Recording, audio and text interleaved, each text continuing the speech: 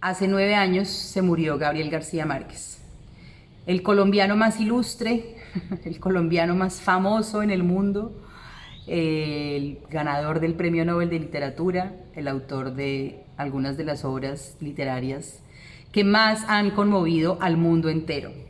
Crónica de una muerte anunciada es una de esas. Y este libro que escribió Nadia Celis, que se llama Crónica de un amor terrible, es un análisis precisamente de esta novela de Crónica de una muerte anunciada. Les recomiendo mucho que lean este libro, ya lo he recomendado en mis redes sociales. Y hoy quiero hacer este paréntesis que hace ella misma en la escritura de su libro para responder esta pregunta. ¿Era García Márquez un hombre machista o estaba reproduciendo la realidad de su entorno? La falsa dicotomía implícita en esta pregunta, que he escuchado en múltiples versiones, es sintomática de la fijación con el autor como hombre y figura que continúa primando en Colombia. Esa fijación mueve tanto a quienes lo cuestionan por razones a menudo ajenas a lo literario, como a quienes lo defienden a capa y espada. Mi propósito no es descifrar los secretos de la vida personal del escritor ni juzgar sus acciones. Me interesa desplazar el foco hacia su obra para estudiarla como prisma tanto de la cultura en que se forjó su perspectiva como de los juicios y prejuicios de sus millones de lectores.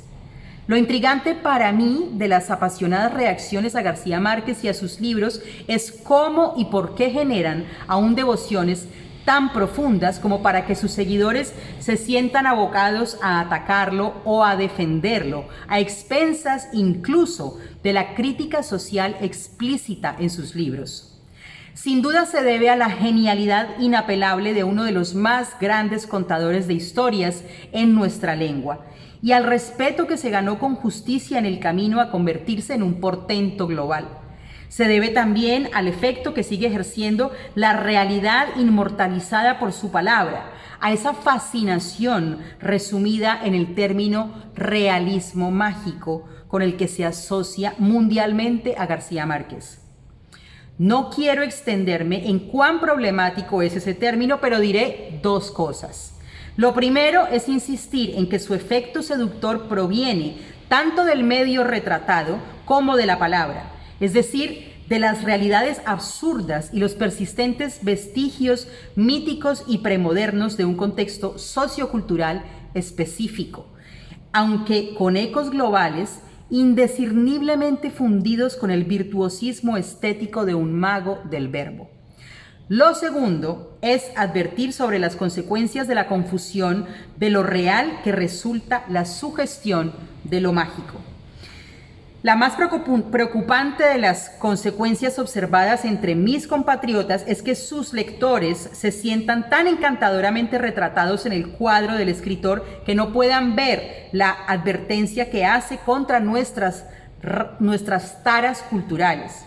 Peor aún, que prefieran seguir posando en un macondismo estratégicamente alimentado por campañas turísticas en las que Colombia es realismo mágico.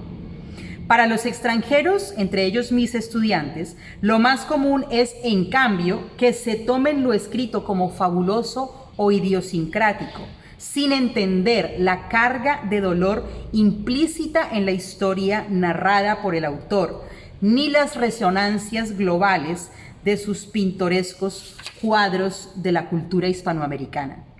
La actitud acrítica de los lectores de García Márquez, que ignora su denuncia al imperialismo y sus acólitos regionales, o de los que se escandalizan ante la mención de los rasgos sexistas y racistas de sus personajes y narradores, contribuye además a otra leyenda con consecuencias reales: la percepción del Caribe y Latinoamérica como el reino de la modernidad fallida, el desorden, la violencia, el desafuero sexual y la incapacidad moral y política para gobernarnos.